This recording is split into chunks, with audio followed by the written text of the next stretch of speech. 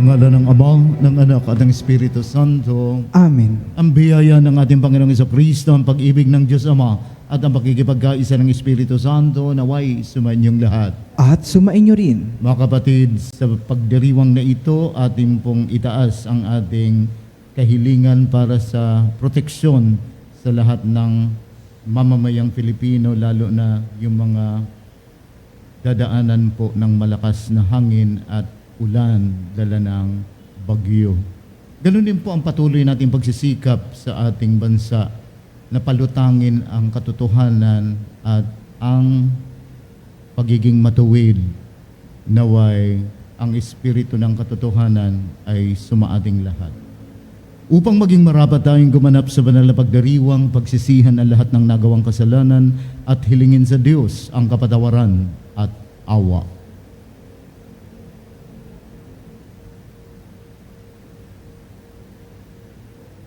Panginoon, kaawaan mo kami. Panginoon, kaawaan mo kami. Kristo, kaawaan mo kami. Kristo, kaawaan mo kami. Panginoon, kaawaan mo kami. Panginoon, kaawaan mo kami. Kaawaan tayo ng makapangyarihang Diyos, patawarin ang ating mga kasalanan at patnubayan tayo sa buhay na walang hanggan. Amen. Manalangin tayo. Ama naming makapangyarihan, pakundangan sa pagpapakumbaba ng anak mong masunurin, ibinangon mo sa pagkadapa ang sangkatauhang masuwayin. Ipagkalo mo sa amin ang banal na kagalakan upang kaming sinagip mo sa kaalipinan ay magkamit ng iyong ligayang walang katapusan. Sa pamamagitan ni Jesucristo kasama ng Espiritu Santo, magpa sa walang hanggan. Amen. Pagbasa mula sa aklat ni Propeta Oseas. Ang Israel ay tulad ng punong ubas na mayabong at hitik ng bunga. Habang dumarami ang kanyang bunga, dumarami naman ang itinatayo niyang dambana. Habang umuunlad ang kanyang lupain, ay lalo nilang pinagpapala ang mga haliging sinasamba nila. Marumi ang kanilang puso. Ngayoy, dapat nilang pagdusahan ang kanilang kasamaan. Wawasakin ng Panginoon ang kanilang mga dambana at sisirain ang mga haliging sinasamba nila. Di magtatagal at sasabihin nila, wala kaming hari sapagkat hindi kami natatakot sa Panginoon. At ano ang magagawa para sa amin ng isang hari? Ang hari ng Samaria mawawalang parang bula. Wawasakin ang mga dambana sa burol ng Aven na naging dahilan ng pagkakasala ng Israel. Tutubuan ng matinik at dawagan ang kanilang mga dambana. Sasabihin nila sa kabundukan, takpan nyo kami, at sa kaburulan, tabunan nyo kami. Maghasik kayo ng katuwiran at mag-aani kayo ng pagpapala bunga ng katapatan nyo sa akin. Bungkalin nyo uli ang pinabayaang lupa sapagkat panahon na upang hanapin ang Panginoon. Lalapit siya sa inyo at pauulanan kayo ng biyaya. Ang salita ng Diyos. Salamat sa Diyos. Hanapin ang poon lagi, sa harap niya manatili. Hanapin ang poon lagi, sa harap niya manatili. Siya ay purihin, suubin ng awit, ating papurihan. Ang kahangahangang mga gawa niya'y dapat na isaysay. Tayo ay magalak, yamang lahat tayo ay tunay na Kanya. Ang Kanyang pangalan, ang pangalang banal, napakadakila. Lahat ng may nais maglingkod sa poon, dapat na magsaya. Hanapin ng poon lagi, sa harap niya manatili. Siya ay hanapin at ang kanyang lakas ay siyang asahan. Siya ay hanapin upang mamalagi sa kanyang harapan. Ating gunitain ang kahangahanga niyang mga gawa, ang kanyang paghatol, gayon din ang kanyang ginawang himala. Hanapin ng poon lagi, sa harap niya manatili. Ito'y nasaksihan ng mga alipit anak ni Abraham. Gayon din ang lahat na anak ni Jacob na kanyang hinirang. Ang Panginoong Diyos ay ang Panginoon. Siya ang ating Diyos. Sa kanyang paghatol ay ang nasasaklaw, buong sansinukob. Hanapin ng poon lagi, sa harap niya manatili. Hallelujah, hallelujah, hallelujah, hallelujah, hallelujah, hallelujah, hallelujah, hallelujah. Ang Diyos ay maghahari na, talikdan ang tanang sala, manalig sa balita niya. Sumain niyo ang Panginoon. At sumainyo rin, Pagpapahayag ng mabuting balita ng Panginoon ayon kay San Mateo. papuri sa iyo, Panginoon. Noong panahong iyon, tinipon ni Jesus ang 12 alagad at binigyan ng kapangyarihang magpalayas ng masasamang espiritu at magpagaling ng mga may karamdaman. Ito ang pangalan ng 12 apostol, si Simon na tinatawag na Pedro at si Andres na kanyang kapatid, sina Santiago at Juan na mga anak ni Zebedeo, sina Felipe at Bartolome, si Tomas at si Mateo na publikano, si Santiago na anak ni Alfeo at si Tadeo, at si Simong Makabayan at si Judas Iscariote ang nagkanulo kay Jesus. Ang 12 ito'y sinugo ni Jesus at kanyang pinagbilinan, huwag kayong pupunta sa lugar ng mga hintil o sa alinmang bayan ng mga Samaritano. Sa halip, hanapin ninyo ang mga nawawalang tupa ng sambahayan ng Israel. Humayo kayo at ipangaral ninyo na malapit nang maghari ang Diyos. Ang mabuting balita ng ating Panginoon. Pinupuri ka namin, Panginoong Heso Kristo. Magandang umaga, mga kapanalig. Kahit na pinuulan, nananatiling maganda ang ating umaga sapagkat po tayo ay buhay na buhay at nakapagpapasalamat at nagpupuri sa Diyos. Ang biyaya po ng buhay ay siya pong pinagmumula ng lahat. Dito po nagsisimula din ang pananampalataya, pag-asa, pag-ibig, paglilingkod at maging ang katarungan dahil tayo ay umiiral, dahil tayo ay buhay. Kapag wala na pong buhay, wala po tayong pag-uusapan tungkol sa katarungan, wala po tayong pag-uusapan tungkol sa kapayapaan, maging tungkol sa pagtupad ng ating sari-sariling pangarap. Bagamat mabigat po ang binitawan ng Panginoon na pananalita sa pamamagitan ng Propeta Oseas, makikita na po natin sa bandang dulo ng pagbasa, naroon po ang pag-asa, naroon po ang paglingap ng Diyos, sapagkat ang Diyos hindi niya po pinalulusot ang masasama nating gawa, ang mga baluktot nating kaisipan. Wawasakin at wawasakin niya po ang baluktot na kaisipan. Subalit binibigyan niya po tayo ng pagkakataon para magsimula muli, para ayusin ang ating buhay sapagkat sa Diyos lang po natin masusumpungan ang tunay na tagumpay, kapayapaan at kasiyahan. Kapag nararamdaman po natin mga kapanalig na tayo ay pinupukaw na ng Diyos tungo sa pagbabago, pagbabalik loob, tunay na paglilingkod, paghingi ng tawad, huwag na po natin patigasin ang ating puso at isipan. Tumugon po tayo sa kanyang panawagan. At yan po ang kanyang ginawa sa 12 alagad. Tinawag po ni Jesus ang mga ito upang bigyan ng kapangyarihan. Ang kapangyarihang bigay ay hindi para abusuhin, apihin, o linlangin ang kapwa. Yan po kasi ang nangyayari sa atin pag nabigyan tayo ng kapangyarihan, nabigyan tayo ng posisyon, nabigyan tayo ng otoridad, ginagawa natin itong armas kasangkapan para manipulahin ang buhay ng iba, saktan o pahirapan o lamangan ang ating kapwa. Hindi po ito galing sa Diyos. Galing po sa demonyo ang ganyang kaisipan. Dapat malinaw po sa atin yan. Napakalinaw po na ang binigay na kapangyarihan na otoridad ni Jesus sa mga alagad ay para maglingkod. Paglingkuran sila sa pamamagitan ng pagpapalayas ng masamang espiritu, pagpapagaling sa mga may sakit, at pagtuturo tungkol sa pag-ibig at awa ng Diyos. Sana po alam natin ang mga pangalan na 12 alagad.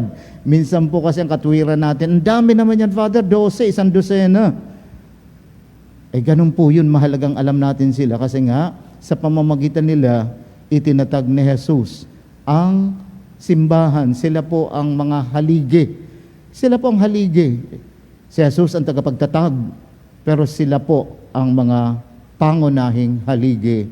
At may mga sumunod sa kanila sa paglipas ng mga siglo. At hanggang sa kapanahunan ngayon, narariyan po ang mga namumuno. Napakahalaga po na yung mga yan, nagsimula sa pagpili, nagsimula kay Jesus, sa pagpili niya. At yung mga piniling yun na Jesus, may mga pinili din sila. At yun po isa pamamagitan ng pagpapatong ng kamay sa kanila.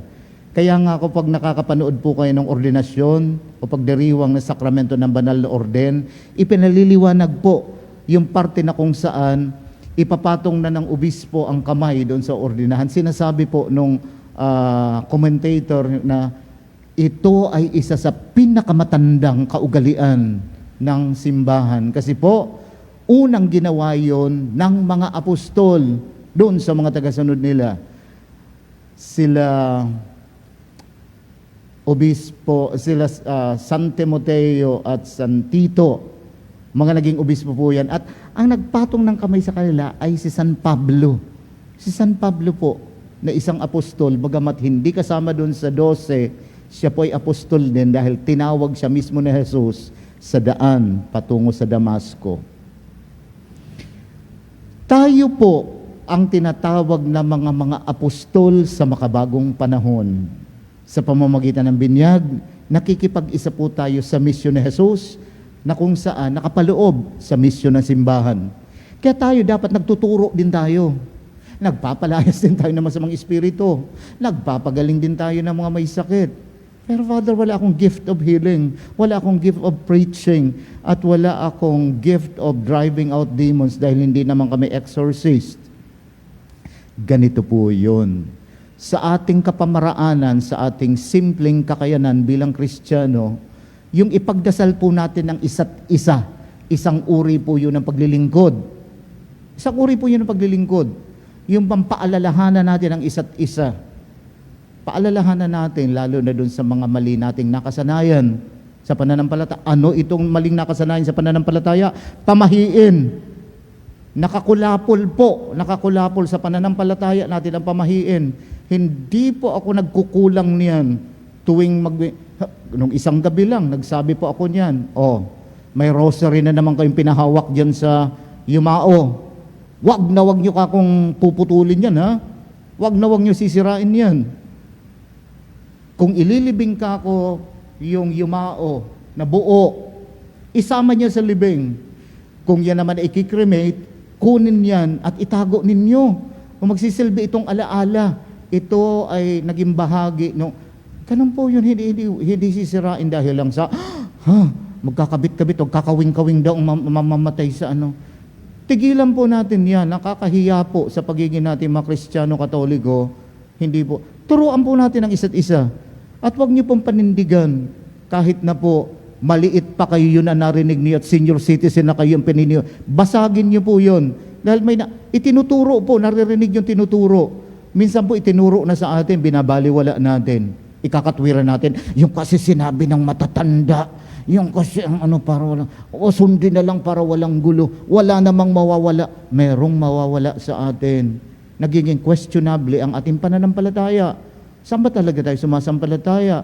Sa Diyos o kung sa anumang mga bagay o kaisipan na ating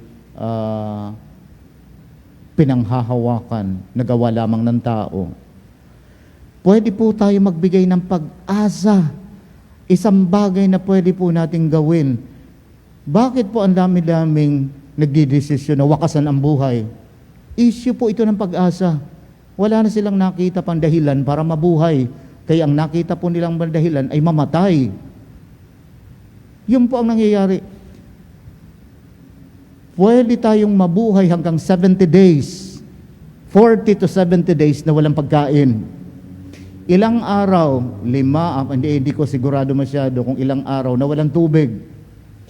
ilang minuto na walang oxygen. Pero sa isang iglap, pwede po natin desisyonan. Maling desisyon ang buhay na ito pag nawalan po tayo ng pag-asa. Pwede po nating ipaalala, ituro na mayroong Diyos na nagmamahal, mayroong Diyos na nakaunawa, mayroong Diyos na nagbibigay ng pagkakataon. Mayroon po tayong magagawa. Hindi natin kailangan maghanap ng inaalihan na masamang espiritu. Kasi tingnan lang natin sa paligid natin. Marami po dyan na talamak sa bisyo. Di po ba? Na kahit hindi siya lasing, mukha siyang lasing. Di po ba? Kasi babad na babad sa alak. Di naman siya lasing pero ang pula ng mata niya, na parang may hangover palagi, na amoy alkohol ang hininga, hindi pa po yan umiinom, nalagay na yan. Hindi po pwede yung hayaan mo na yan kasi ganyan na talaga yan. Mayroon pong kapamaraanan, mayroon pong tinatawag na way out, mayroon pong pwedeng maganda pang mangyari. Ganon din naman po yung mga punong-puno ng negatibong kaisipan na di ko magagawa yan kasi mahirap, hindi ko kaya, baka ako mapahiya, baka hindi ako tanggapin, baka hindi maging maganda ang resulta. Palakasin po natin ang loob ng isa't isa. Pero ang lahat ng ito mga kapatid, sinasabi ko, kailangan mayroon muna tayo sapagkat hindi natin maibibigay ang anuman na wala tayo. Dapat tayo mismo punong-puno ng pag-asa. Dapat hindi rin tayo nakagapos sa bisyo. Dapat ay hindi rin tayo naniniwala sa pamahiin. Dapat para maibahagi natin ito sa ating kapwa. At sabihin po natin na malapit na ang paghahari ng Diyos. O pinaghaharian na tayo ng Diyos sa pamamagitan ng binyag. Kaya malapit na ang paghahari ng Diyos dahil nagsimula na sa dala-dala ni Jesus ang kaharian ng Diyos. Siya'y pumarito sa lupa. Yung tinuturo niyang katarungan, pag-ibig at kapayapaan, ito po ang mga pangunahing palatandaan na paghahari ng Diyos. Malapit na kasi nga, itinuturo na, iniikot ni Jesus, dala-dala ang mensaheng yun at ng mga alagad. At sa bandang huli, sa kanyang pagpapakasakit, pagkamatay at muling pagkabuhay, nabuksan ang pintuan ng langit, nagitayong mga ampong anak ng Diyos, nagitayong kapatid ni Jesus. So naghari ang Diyos, ang kanyang pag-ibig, ang kanyang kapayapaan, ang kanyang katarungan. Pero hindi po ito automatic. Hindi ito katulad ng pag bumuhos ang ulan, automatic mababasa ang kalupaan. Kahit na dumating ang kaharian ng Diyos, ipinangaral ni Jesus ng mga alagad, hindi po kaagad-agad na ang mukha ng mundo. Dahil kahit matagal nang ipinangaral ito, may mga taong nagbibingi-bingihan. May mga taong mas masyadong komportable doon sa nakasanayan na nilang mali, baluktot, masama at makasalanan o kasalanan. May mga taong nakontento na ayaw nang baguhin ang nakasanayan. Papaghariin po natin ang Diyos sa ating puso, sa ating buhay at sa ating mga bahay. Bakit po napaka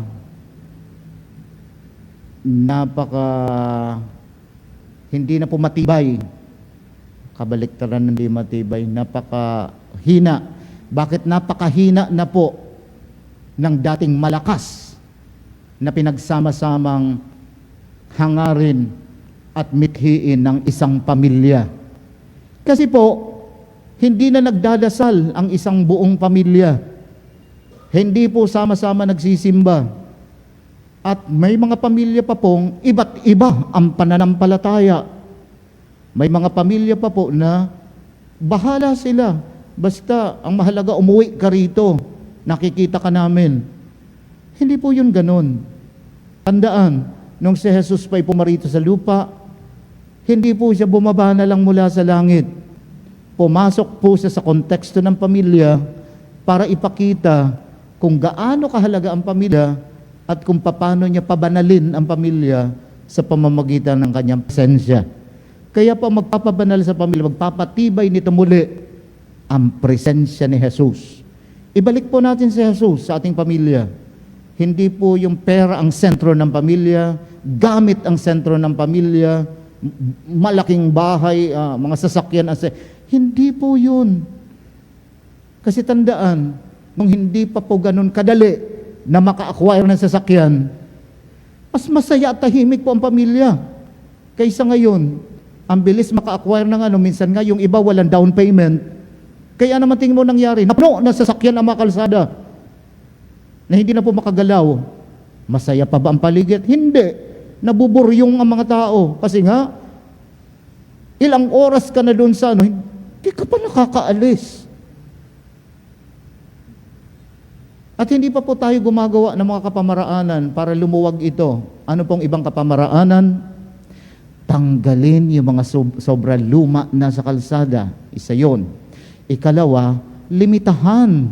Ano na po ang nangyari doon sa ipinopropose na pag wala kang parking, huwag kang payagang makapagrehistro ng sasakyan. Ano na po nangyari doon? Kaya tingnan mo, pati kalsada, wala na pong makilusan yun at magkabilang. Huwag po natin pakomplikaduhin ang buhay natin, ang paligid natin at ang panahon. Ang mga totoong malapit sa Diyos, kinikilala ang paghahari ni Jesus, simple lang po ang buhay nila. Simple lang po ang buhay nila. At matutunan po nating alamin ang kaibahan ng kasiyahan at kagalakan. Magkaiba po yun. Joy and happiness. Pakainin mo ako mamaya na masarap na breakfast, masaya ako. Di ba? Ipasyal mo ako na libre, masaya ako. May bago akong sapatos, masaya ako. Ano pa po? Madali po makamtan ang kasiyahan. Pero yung galak, yun po ang pagtrabahuhan natin. Yung galak na bunga ng nakatulong ako sa kapwa. Na-inspire ko siya. Ano pa po? Naramdaman ko ang presensya ng Diyos. Naramdaman kong ako'y napatawad na sa mga pagkakamali ko. Binigyan ako ng pagkakataon pagkatapos na ako ay magkaroon ng maling desisyon. Galak po ang hatid nun. At pagdating sa galak, mas tumatagal po ito. Tingnan niyo po, mayroon tayong mga karanasan na pag naaalala natin ngayon, napapangiti, nagpapasalamat tayo sa Diyos. Galak po yun. Pero yung masarap na kinain mo no karang doon sa mamahaling hindi mo na nga, kailan ba yun? Pagsikapan po natin yun at yun po ang gustong mangyari sa atin ng Panginoon. Masumpungan natin ang kanyang paghahari na maghahatid sa atin ng galak na tatagal hanggang tayo'y nabubuhay at dahil ang kaluluwa ay di namamatay, tuloy-tuloy pong mabubuhay ang galak na yan sa ating mga sarili. Amen. Tumayo na po tayo para sa panalangin ng bayan.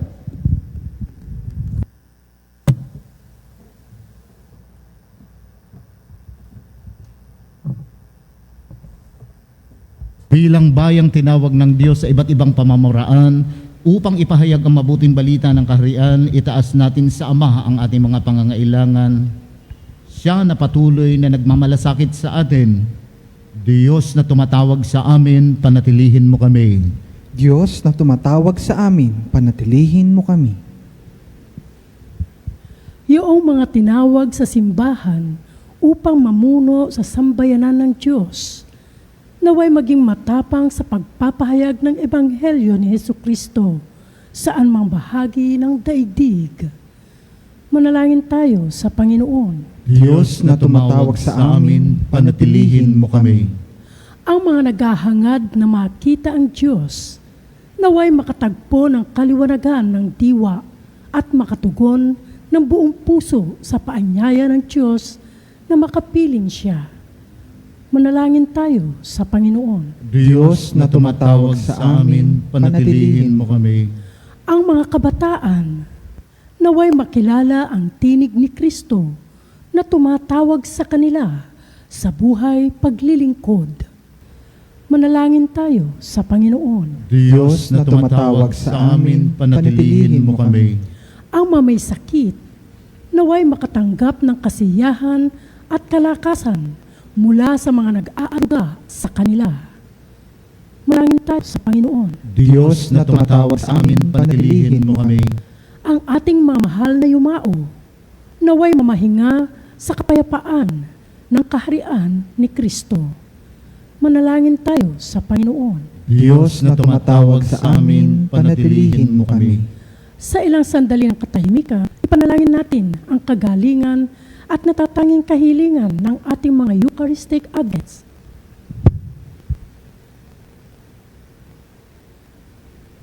Manalangin tayo sa Panginoon. Diyos na tumatawag sa amin, panatilihin mo kami. Makalangit na Ama, sa iyong pagtawag sa amin sa pang-araw-araw naming buhay, hayaan mong bigyan iyong Espiritu ng lakas upang bigkasin ang mga katagang. Panginoon, narito ako, nakahandang sundin ang kalooban mo. Hinihiling namin ito sa pamamagitan ni Kristong aming Panginoon. Amen. Ang himig mo, ang awit ko, lahat ng ito'y nagmula sa iyo.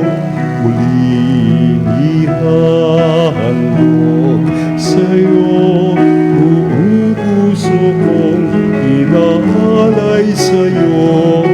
O Diyos, o Panginoon, lahat ay biyayang aming inampon, aming buhay at kakayahan.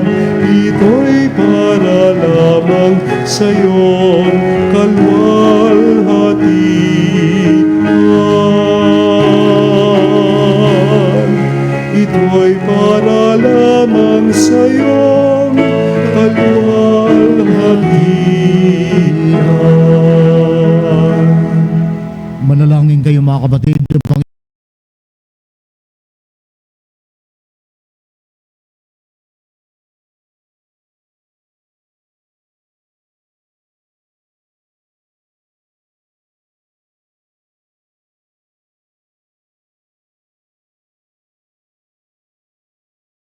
Ang ating paghahain ay kalugdan ng Diyos Amang makapangyarihan. Tanggapin nawa ng Panginoon ito paghahain sa inyong mga kamay, sa kapurihan niya at karangalan sa ating kapakinabangan at sa buong sambayanan niyang banal. Ama naming lumikha, sa paghahain namin sa iyong ngalan ay siya nawang sa amin dumalisay upang ito'y maging pagganap araw-araw ng aming paglipat sa buhay sa kalangitan. Sa pamamagitan ni Jesucristo kasama ng Espiritu Santo, magpa sa walang hanggan. Amen. Sumainyo ang Panginoon. At sumainyo rin, Itaas sa Diyos ang inyong puso at diwa. itinaas na namin sa Panginoon. Pasalamatan ng Panginoong ating Diyos. Marapat na siya'y pasalamatan. Ama naming makapangyarihan, tunay nga marapat na ikaw ay aming pasalamatan sa iyong paglingap at kagandahang loob ang tao'y nilikhamot pinangasiwa sa sansinukob. Sa hangad mong siya'y iwastong lubos, siya'y pinagdusa mo sa kanyang pagtalikod. Sa iyong paggiliw, iyong pinahintulot na makabalik siya sa pamamagitan ni Kristo Jesus. Kaya kaisa ng mga anghel na nagsisiawit ng papuri sa iyo, na walang humpay sa kalangitan, kami nagbubunyi sa iyong kadakilaan.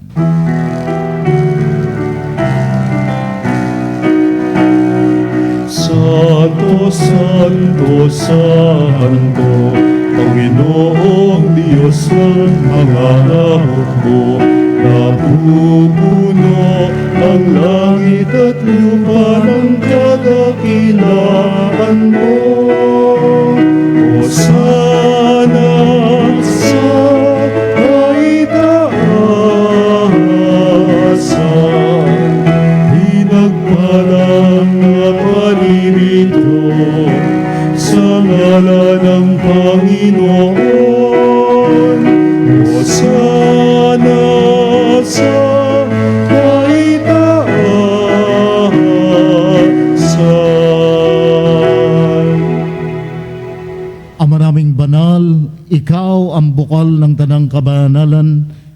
sa pamamagitan ng iyong Espiritu, gawin mong banal ang mga kaloob na ito upang para sa amin maging katawan at dugo ng aming Panginoong Heso Kristo.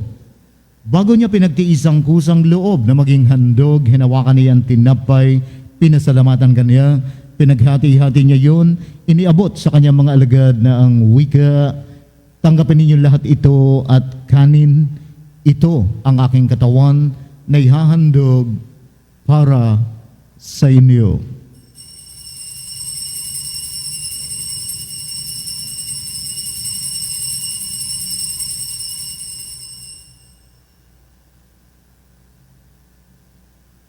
Gayon din naman pagkatapos ng hapunan, hinawakan niya ang kalis, muli kanyang pinasalamatan, iniabot ang kalis sa kanyang mga alagad na ang wika, tanggapin ninyo lahat ito at inumin, ito ang kalis ng aking dugo, dugo ng bago at walang hanggang tipan, na para sa inyo at para sa lahat ay ibubuhos sa kapagpapatawad ng mga kasalanan. Gawin ninyo ito bilang pag-alala sa akin.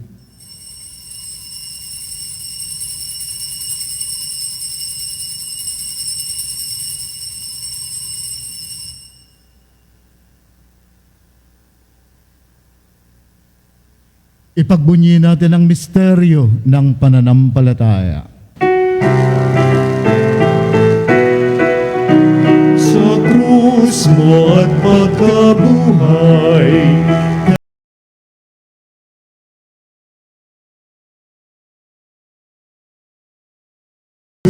naming mahal, iligtas mo kaming tanan. Oong Jesus, naming mahal, ngayon at magpakailanman. Ama, ginagawa namin ngayon ang pag-alala sa pagkamatay at muling pagkabuhay ng iyong anak, kaya't iniaalay namin sa iyong tinapay na nagbibigay buhay at ang kalis na nagkakaloob ng kaligtasan. Kami ay nagpapasalamat dahil kami iyong minarapat na tumayo sa mahal mong harapan upang maglingkod sa iyo. Isinasamo namin kaming magsasalo-salo sa katawan at dugo ni Kristo ay mabuklod sa pagkakaisa sa pamamagitan ng Espiritu Santo. Ama, lingapin mo yung simbahang laganap sa buong daigdig. Puspusin mo kami ng pag-ibig kaysa ni Leon, 14 na aming Santo Papa, at ni Elias naming Obispo at ng Tanang Kaparian. Alalahanin mo rin ang mga kapatid naming nahimlay na may pag-asang sila ay muling mabubuhay, gayon din ang lahat ng mga pumanaw. Kaawaan mo sila at patuloyin sa iyong kaliwanagan. Kaawaan mo at pagindapatin kaming lahat na makasalo sa iyong buhay na walang wakas. Kaysa na mahal na Birheng Maria, Ina ng Diyos, ni San Jose ang kanyang banal na esposo, kaysa na mga apostol at lahat ng mga banal na namuhay dito sa daigdig ng kalugod-lugod sa iyo. Maipagdiwang nawa namin ang pagpupuri sa kararangal mo sa pamamagitan ng iyong anak na aming Panginoong Heso Kristo. Sa pamamagitan ni Kristo, kasama niya at sa Kanya, ang lahat ng parangal at papuri ay sa iyo, Diyos Amang makapangyarihan, kasama ng Espiritu Santo, magpa sa walang hanggan. Amen. Amen.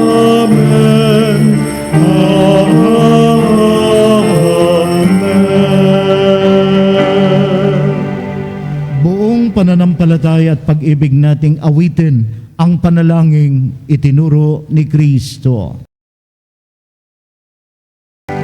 Ama namin, sumasalangit ka, sambahin ang ngalan mo. Mapasa amin ang kaharian mo, sundin ang loob mo. Dito sa lupa, sa langit, bigyan mo kami ngayon ng aming kakanin sa araw-araw, at patawarin mo ang aming mga sala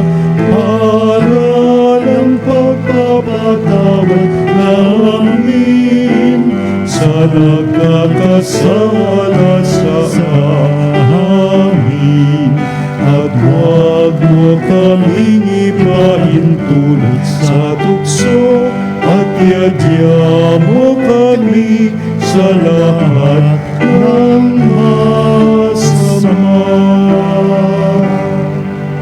Hinihiling namin kami adya sa lahat ng masama, pagkalooban ng kapayapaan araw-araw, iligtas sa kasalanan at ilayo sa lahat ng kapahamakan, samantalang aming pinananabikan ng dakilang araw ng pagpapahayag ng tagapagligtas naming si Jesucristo. Sapagkat iyo ang kaharian at ang kapangyarihan at ang kapurihan magpakailanman. Amen. Panginoong Jesucristo, sinabi mo sa mga apostol, kapayapaan ang iniiwan ko sa inyo. Ang aking kapayapaan ang ibinibigay ko sa inyo. Tunghayan mo ang aming pananampalataya at huwag ang aming mga pagkakasala. Pagkalooban mo kami ng kapayapaan at pagkakaisa ayon sa iyong kalooban, kasama ng Espiritu Santo, magpa sa walang hanggan. Amen. Ang kapayapaan ng Panginoon naway laging sumainyo. At sumainyo rin. Pagbigayan tayo at maghangad ng kapayapaan sa isa't isa. Kapayapaan po sa ating lahat, mga kapanalig. Kordero ng Diyos na nag-alis ng mga kasalanan ng sanlibutan, maawa ka sa amin. Kordero ng Diyos na nag-alis ng mga kasalanan ng sanlibutan, maawa ka sa amin. Kordero ng Diyos na nag-alis ng mga kasalanan ng sanlibutan, ipagkaloob mo sa amin ang kapayapaan.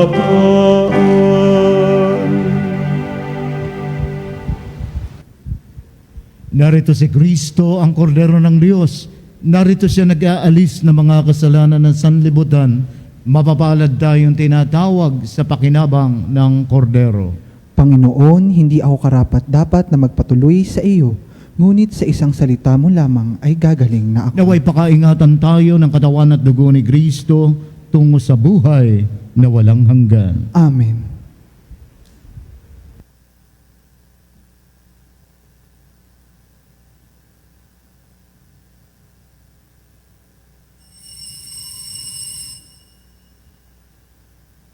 Mga kapanalig, ating dasalin ang komunyong espiritual.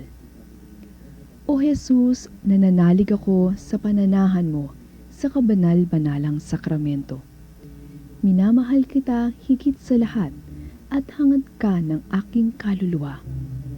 Hindi ko man matatanggap ngayon ang iyong katawan at dugo, inaasahan ko na patuloy kang mamumuhay sa aking puso. Naniniwala ako na narito ka at kaisa ka ng aking buong pagkatao. Huwag mong ipahintulot na mawalay ako sa iyo. Amen. Panalangin sa karangalan ng Nuestro Padre Jesus Nazareno. O Jesus Nazareno, katamis-tamisan naming manunubos, sa harap mo ngayoy naririto kami't nangangayupapa at nagsisisi ng taos-puso sa aming pagiging walang turing sa iyo at paglimot sa di mabilang na mga biyaya mo, lalong-lalo na yaong mahalagang biyaya ng pagtutubos. Dinaramdam namin at pinagsisisihang labis, Panginoon ko, ang pagkakasala namin sa iyo. Ikinalulungkot namin ang pagiging dahilan ng pagpapasan mo ng krus na iyan sa gitna ng mga hirap at kapaitan hanggang sa inihandog mo ang iyong buhay sa bundok ng Kalbaryo sa pagkaibig mo lamang na matubos kami at ang sangkatauhan mula sa sala. Pakabanalin mo, O Panginoon, ang aming pagnanais at ipagtanggap mo sa amin ang iyong biyaya. Maging tagapamagitan nawa ang iyong ina ang kalinis-linisang Birheng Maria.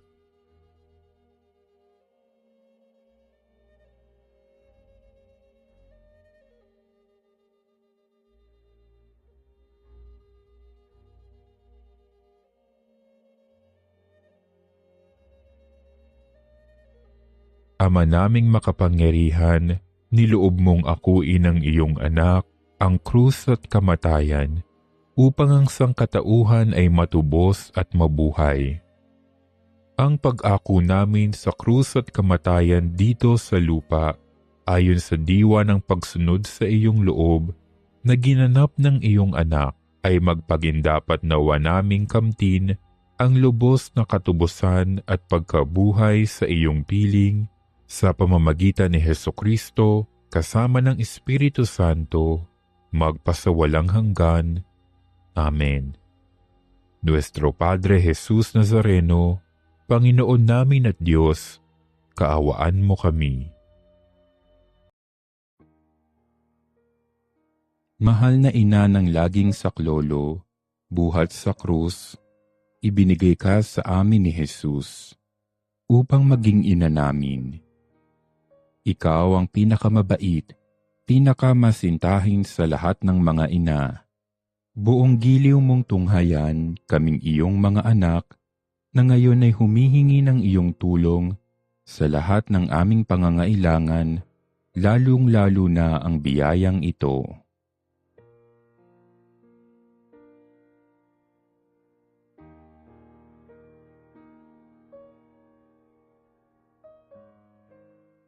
Buong tiwala naming isinasalalay ang aming sarili sa iyong pagkalinga at lubos na umaasa sa iyong mapagmalasakit na panalangin.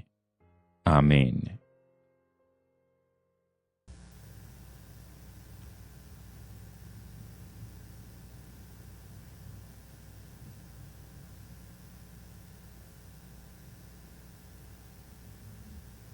Manalangin tayo.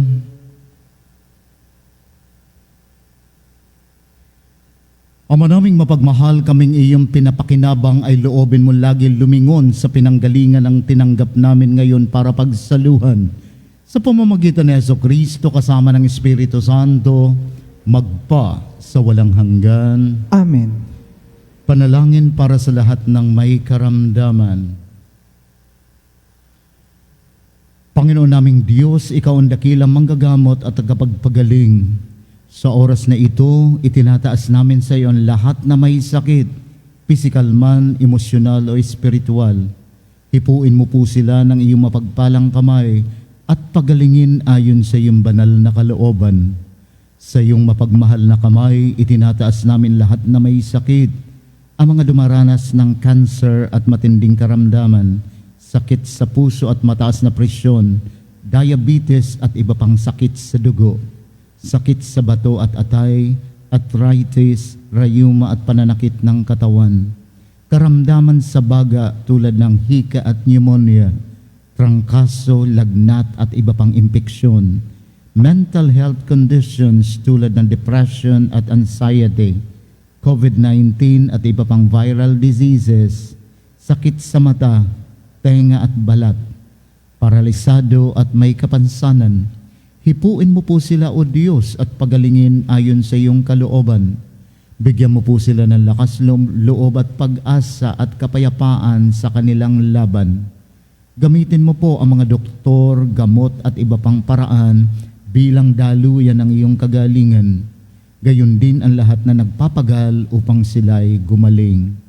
Bigyan mo po sila ng lakas upang kayanin ang anumang sakit na kanilang pinagdaraanan. Ipagkaloob mo po sa kanila ang kaginhawahan sa kabila ng kanilang paghihirap. Pagpalain mo rin po ang kanilang pamilya at mahal sa buhay na nag-aalaga sa kanila. Naway wag silang mawala ng pag-asa kundi patuloy na magtiwala sa iyong pagmamahal at habag. Sa lahat ng may mabigat na dinadala, ipaalala mo po sa kanila na hindi sila nag-iisa. Kasama kanila sa bawat sandali ng kanilang laban. Tulungan mo rin po kami maging instrumento ng iyong pagmamahal sa pamamagitan ng pagbibigay ng pag-aalaga at suporta sa aming kapwa. Hinihiling namin ito sa pamamagitan ni Jesucristo, kasama ng Espiritu Santo, magpa sa walang hanggan. Amen. Patalastas, makiisa po sa Misa Triduum at sama-sama tayong manalangin sa pamamagitan ni San Benito Abad, mag-alay ng banal na misa para sa kagalinang katawan, isip at kaluluwa. Inaanyayahan namin ang lahat na dumalo ng banal na misa dito sa Our Lady of Veritas Chapel. Para po sa inyong pamisa, tumawag lamang po sa Religious Department 8925-7931, Local 129-131-137 o mag-text sa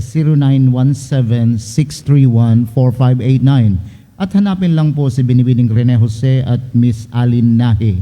Maraming salamat po mga kapanalig. Sumainyo ang Panginoon At sumainyo rin. at pagpalain kayong lahat na makapangyarihang Diyos, Ama, Anak at Espiritu Santo. Amen. Ang banal na misa'y naialay na, humayo kayo't isabuhay ang ating pananampalataya. Salamat sa Diyos.